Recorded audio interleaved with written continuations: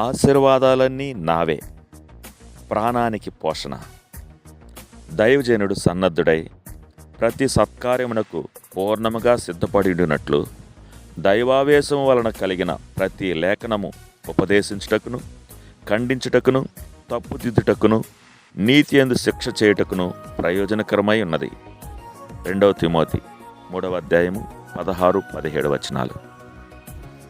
విశ్వాస జీవిత వికాసానికి, వృద్ధికి అవసరమైన మహా గొప్ప ఆహారపు వనరు దేవుని వాక్యం. ఈ గొప్ప గ్రంథాన్ని మన చేతుల్లో, మన హృదయాల్లో కలిగి ఉండడం ఎంత విశేషమైన ఆధిక్యత. తమ గిన్నెను ముంచి ప్రతి విధమైన దప్పికను తీర్చుకునేందుకు సరిపోయే సత్యపు ఓట ఇది. ఈ జీవపు కరదీపకును తీసుకొని తనను నమ్మిన వారికి ఆదరణ, ఆపన్నహస్తాన్ని అందించేందుకు పరిశుద్ధాత్మ దేవుడు సిద్ధంగా ఉన్నాడని తెలుసుకోగలడం ఎంత ధన్యకరం. మనకు ఉచితంగా అనుగ్రహించబడినవి ఏవో తెలుసుకోవడానికి దేవుని వాక్యమే మూలం. దాని రచయితే మన బోధకుడు కాబట్టి దేవుడు మనకు అనుగ్రహించినవేవో మనం తెలుసుకోగలం.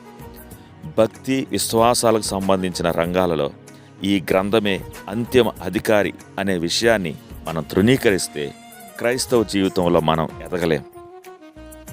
తండ్రి మనకు ఏమి అనుగ్రహించాడు అనేది మనకు తెలియకపోవడానికి గల కారణాల్లో ఒకటి, ఆయన అనుగ్రహించిన సమృద్ధి అయిన జీవాన్ని వినియోగించుకోవడానికి ఈ ఆపరేటర్స్ మాన్యువల్ని మనం చదవకపోవడమే.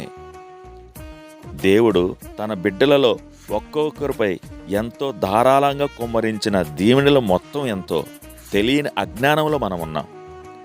ఈ వరంతో దేవుడు మనల్ని దీవించాడని స్వయంగా దేవుని వాక్యమే మనకు సూచిస్తున్నా సరే దాన్ని తిరస్కరించడానికి మనం మొగ్గు చూపుతున్నాం. యోహాను 17:14లో యేసు ప్రభు తండ్రితో ఇలా చెప్పాడు, వారికి నీ వాక్యమిచ్చి ఉన్నాను. వాస్తవానికి ఈ వాగ్దానాలన్నీ మనవి కూడానని తెలియజెప్పే ప్రధానమైన అధికార పత్రం బైబిల్. దేవుని వాక్యంలో ఉన్న వాగ్దానాలను, నియమాలను స్వీకరించడంతోనే మన విశ్వాసపు నడక మొదలవుతుంది. వాక్య సిద్ధాంతాలను మనం నేర్చుకున్నప్పుడు మన తొలి అడుగులు వేయడానికి దేవుని వాక్య సత్యం మనకు సహాయపడుతుంది. మన అడుగులు తడబడినప్పుడు అది చివాట్లు వేస్తుంది, తప్పుగా వేసే అడుగులను సరిచేస్తుంది. దాని ఉపదేశాలతో, నీతితో మన ముందడుగులను బలపరుస్తుంది. అది ప్రయోజనకరమైనది. లేఖనాలు పూర్తిగా సంపూర్ణమైనవి. వాటి జ్ఞానాన్ని తెలుసుకునేందుకు మనసు పెట్టే ఎవరికైనా వాటి సత్యాన్ని వారికి పూర్తిగా బయలుపరుస్తాయి.